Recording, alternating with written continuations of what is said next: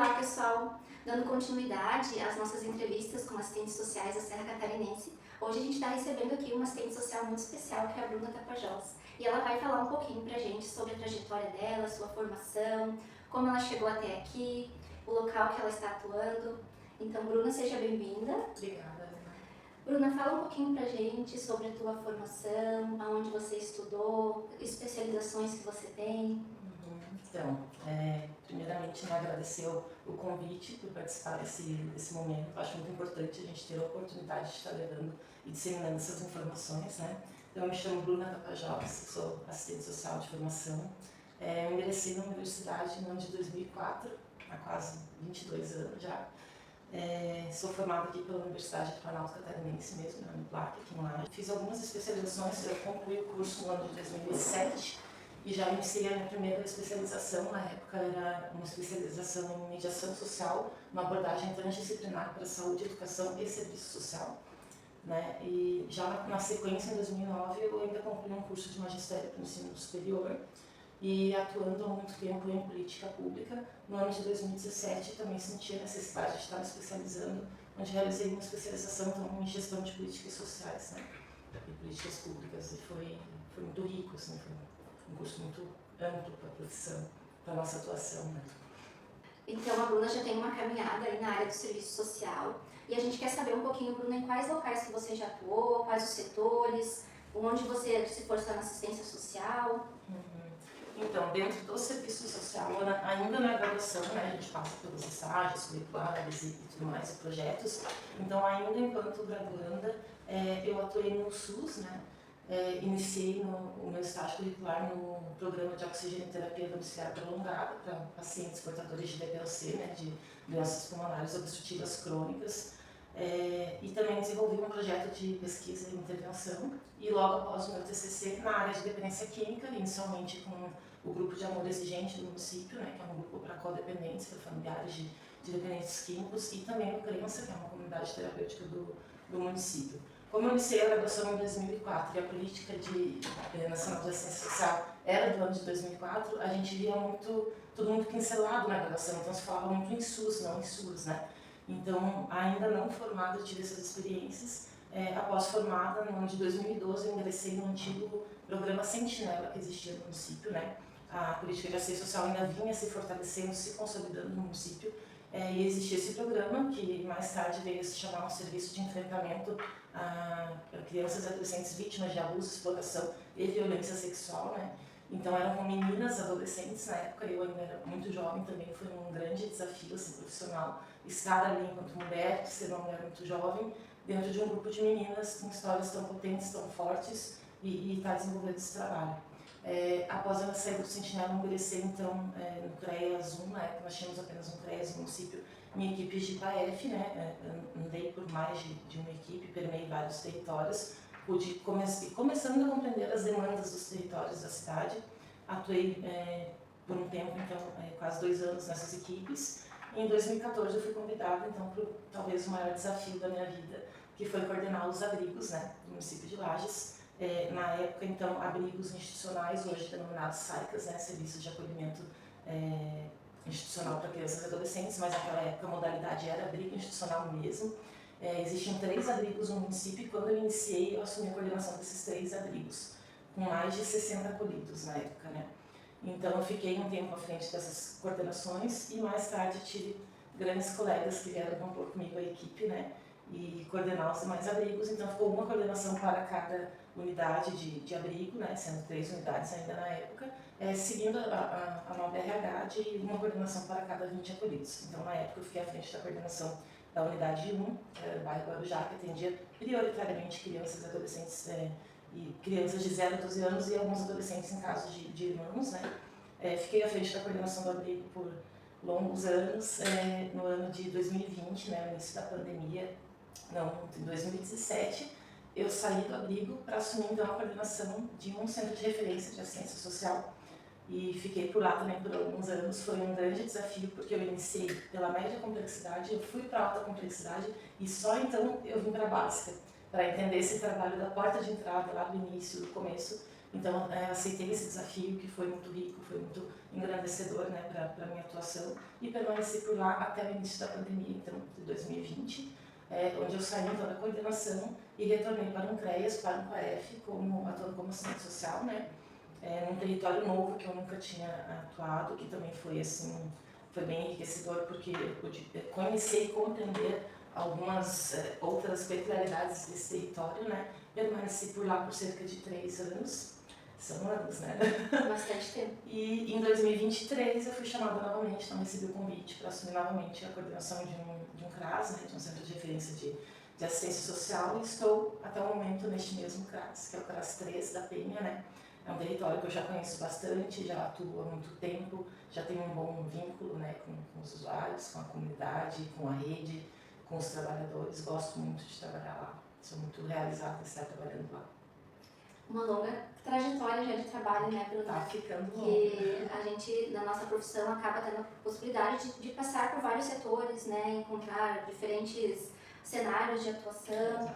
Né, no SUS a gente tem as complexidades, né, básica, média e alta, como você estava falando. Você já teve essa experiência, né, nos três níveis de complexidade, e aí vai, né, agregando mais conhecimento e também experiência profissional. Eu já tenho uma longa caminhada de especializações também, já há um tempo na profissão. Demonstra também, né, o teu comprometimento aí, o teu carinho pela profissão, né? Então a Bruna falou pra gente sobre toda a caminhada dela e falou que hoje em dia ela está trabalhando na proteção básica, né, no CRAS 3 do bairro da Penha. E Bruna, fala um pouquinho pra gente como é essa atuação no CRAS. Você hoje desempenha a função de coordenadora. Mas assim, fala pra gente um pouquinho, o que é o papel da coordenadora dentro de um CRAS? Você enquanto assistente social na função de coordenação, qual é o papel da coordenação?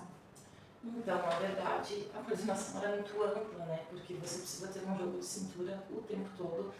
A gente está dentro de um serviço público, a gente sabe que, por vezes, questão de troca de gestão, até mesmo quadro profissional completo, troca de profissionais, isso tudo mexe muito. Então, assim, nos últimos tempos, o coordenador ele tem rebolado para dar conta, né, de tudo isso. Mas o coordenador em si, ele...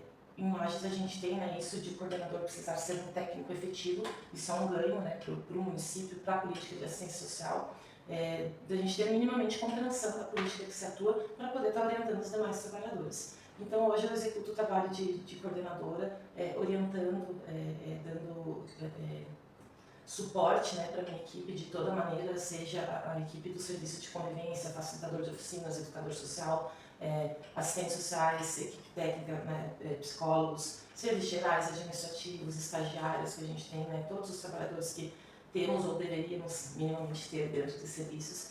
Então, assim, toda essa parte de gestão, a gente tem muitos dados, né, a gente compila muitos dados para o nosso relatório mensal de atividades, todos os dados que vão para a vigilância socioassistencial do município, que são dados expressivos, são dados necessários, dados para a pesquisa, dados para a gente identificar fragilidades do município, o que a gente precisa potencializar, no que a gente precisa trabalhar e focar.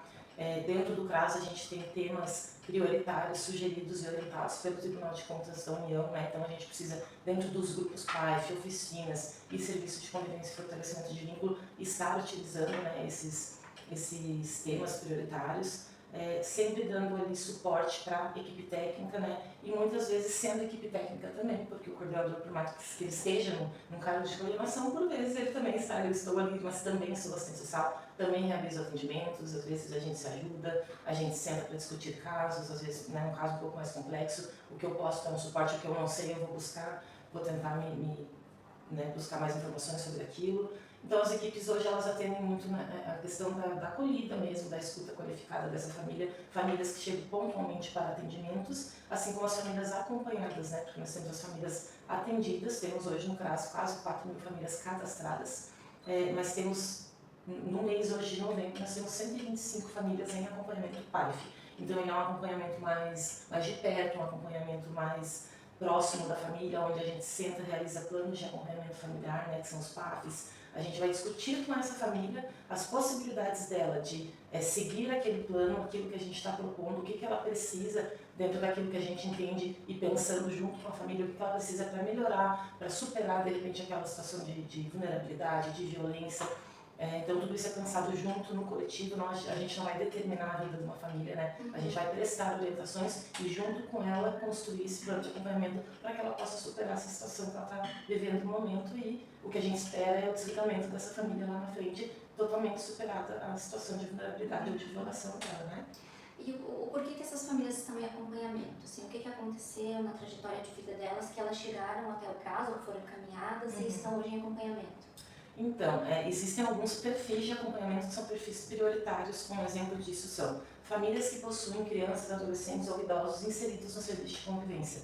Obrigatoriamente, pela tipificação, pelas orientações técnicas, os cadernos de orientações técnicas de PAIF e serviço de convivência, essas famílias devem estar em acompanhamento PAIF.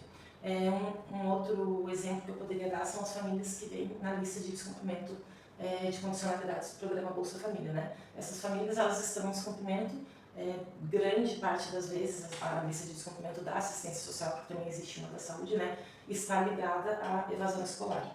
Então, a infrequência escolar, não atingindo 75%, né, a família que possui Bolsa Família, a criança em idade escolar, ela vem para nós uma lista, né, geralmente de 2 em 2 meses, e a gente sempre está com essas famílias inseridas e, assim, procurando entender, a gente vai atender e entender o porquê que essa criança ou esse adolescente está fora do contexto escolar, o que está acontecendo, que está ocasionando, né, essa situação, porque essa situação pode virar uma infrequência, uma evasão, pode se tornar um agravante, né? Muitas vezes é com negligência também, e com esse agravo, virando uma violação aí mais severa de direitos, essa família vai ser contra-referenciada então para acompanhamento PAEF no CREAS, né?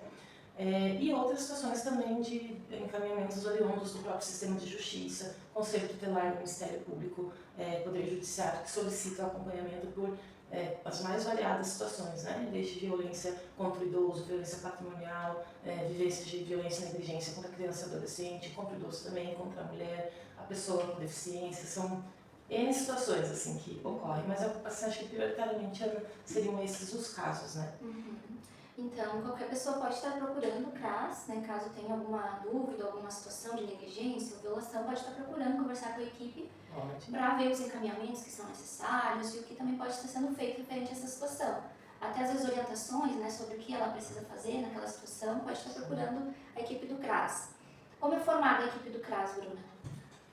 Então, como ela é formada hoje ou como ela deveria ser? Como ela deveria ser. Nós temos, né, a 9RH SUAS, né? 9RH SUAS, que traz, então, as equipes mínimas para os serviços socioassistenciais. Dentro de CRAS, a gente tem que ter minimamente uma coordenação. Hoje, com os técnicos fazendo 30 horas, nós temos que ter 2 equipes técnicas compostas por 2 assistentes sociais, 2 psicólogos, né, duplas psicossociais. Então, a gente tem hoje uma atendendo no período matutino e uma no período vespertino. A gente tem que ter um agente administrativo. Temos que ter no grupo de serviço de convivência o educador social, e teríamos que ter minimamente 2 facilitadores de oficinas, mas já há algum tempo que isso não ocorre, então a equipe mínima se transformou em um facilitador e um educador por hora. Também o auxiliar de serviços gerais, né? E a gente, um motorista, seria o ideal. Hoje a gente não tem motorista prioritário, a gente tem motoristas da gestão, né, em forma de rodízio, e também uma cozinheira. E aí a gente tem isso, não é uma obrigatoriedade, mas nós temos uma parceria com o município e com algumas fundações do município de ter estagiários. Então a gente tem estagiários hoje que realizam a questão do cadastro único, o que desafoga um pouco, né, o cadastro único, que a gente sabe que são muitos, né, e esse ano com mudanças que a gente teve com essa questão da atualização dos cadastros unipessoais. Então a gente tem esse profissional dentro do CRAS realizando os cadastros únicos, que são muito importantes para nós. A gente precisa, a nível de sistema de alimentação, o sistema ter, né, a família cadastrada no cadastro único, até para acesso a programas de benefícios de renda, para a própria inserção do serviço de convivência, né, prioritariamente precisa ter o NIS, né, o número de NIS, para a gente possa inserir no SISC, que também é um sistema trimestral, né, a nível nacional, preenchido pela coordenação, onde é alimentada a presença e participação dos participantes do serviço de convivência, o que gera o recurso do CRAS, para poder trazer esses recursos humanos, esse pessoal que a gente precisa, e desenvolver o trabalho da forma como ele deve ser feito, né? O CRAS, então, tem várias atribuições, né? A equipe do CRAS, então, desenvolve várias atribuições. E eu queria que você falasse um pouquinho do serviço de convivência, né? Que são trabalhos em grupos. Como que funciona o serviço de convivência dentro do CRAS? Então, o serviço de convivência é de fortalecimento de vínculos, SCFV, né? Que a gente chama. o serviço de convivência ele é um serviço que ele compõe o PAIF, né? Ele é um braço do PAIF dentro do CRAS, para a gente estar trabalhando justamente essas famílias em acompanhamento, mas de uma forma mais no coletivo. Então, ele ocorre através de faixas etárias, né? Que é os 6 a 9 anos, o 10 a 12 anos e o 13 a 17 e também o grupo de idosos. Essas são as faixas etárias que são ofertadas pelos CRAS, os 8 CRAS do município de Lages, né? Eles ocorrem de segunda a quinta dentro dos CRAS, isso para todos os CRAS do município, sendo que na segunda-feira, tanto matutino como vespertino, 6 a 9, na terça-feira, 10 a 12, na quarta-feira, 13 a 17 e nas quintas-feiras, os idosos, né? Porque matutino e vespertino, nós temos as crianças que estudam de manhã, então elas frequentam o serviço à tarde. As crianças que estudam à tarde frequentam o serviço de manhã. As idosas já não estudam mais, poderiam, mas né, não é o nosso caso. Então a gente tem um grupo de idosos, inclusive um grupo muito potente, muito maravilhoso que nós temos no caso, um grupo que está conosco há muito tempo. São realizadas então atividades das mais amplas situações que você imaginar. A gente sempre procura, então, como já sei antes, estar trabalhando os temas sugeridos pelo Tribunal de Contas, né, que envolve trabalho infantil, que envolve a questão de violência, que envolve a conscientização da pessoa com deficiência. São ambos temas, assim, não vou recordar todos agora de cabeça. E concomitante a isso, a gente também hoje vem desenvolvendo no município alguns projetos. A gente conseguiu, através da nossa diretoria, né, de proteção social básica, que é uma diretoria de passagem muito engajada, que está sempre procurando, buscando por projetos, por recursos para que a gente possa ofertar e qualificar o serviço, né? Então nós estamos com alguns projetos em andamento.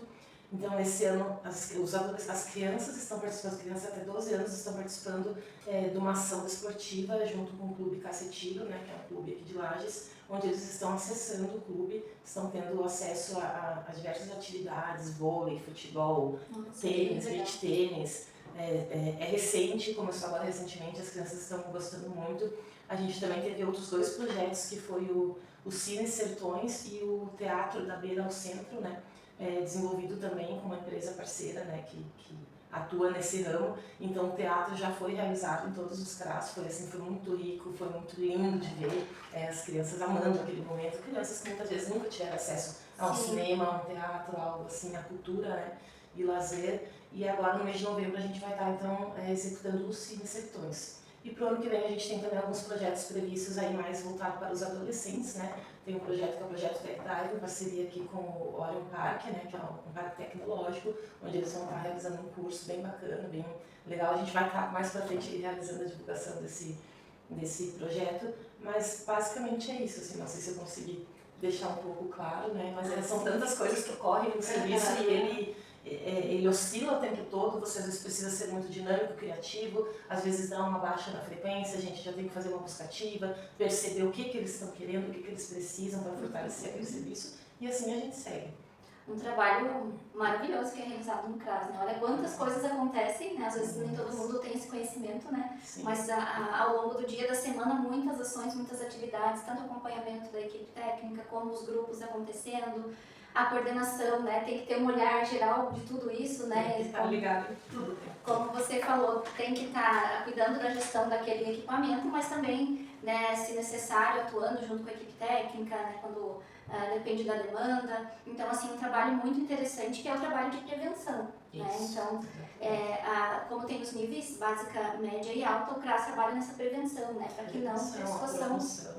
Uhum. E de portas abertas, né? Porque o CRAS é porta aberta para qualquer indivíduo e família que acesse o CRAS, diferente de CREAs, de acolhimentos, que já vão através de uma conta de referência já com uma situação de violação instalada naquela família. Mas o CRAS não, ele recebe qualquer pessoa que quiser e precisar do atendimento do CRAS, pode buscar por esse atendimento sempre.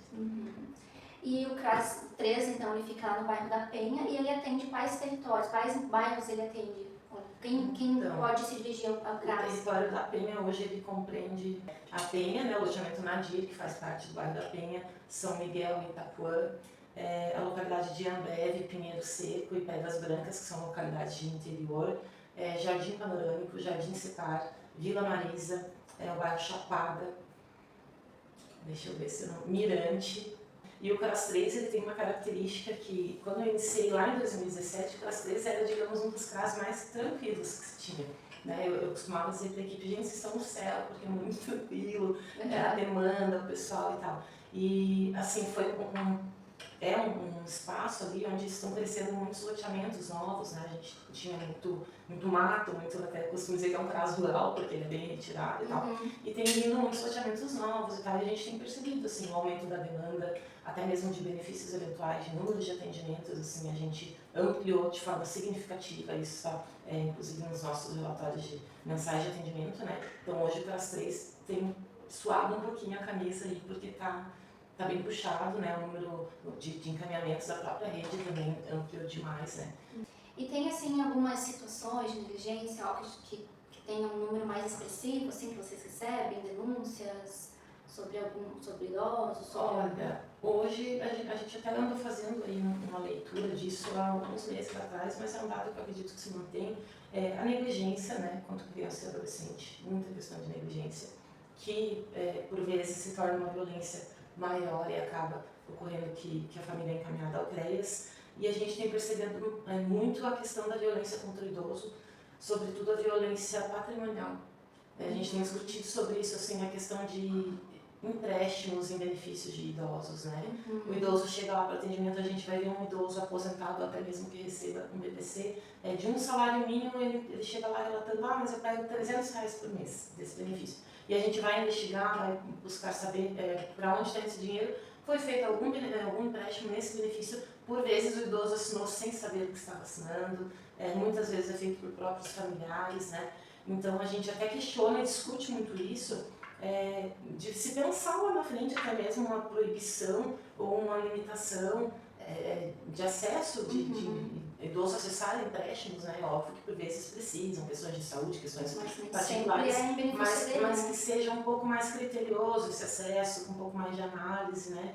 Para que não ocorram tanto esses casos, assim. Então isso tem crescido muito, a gente tem visto muito.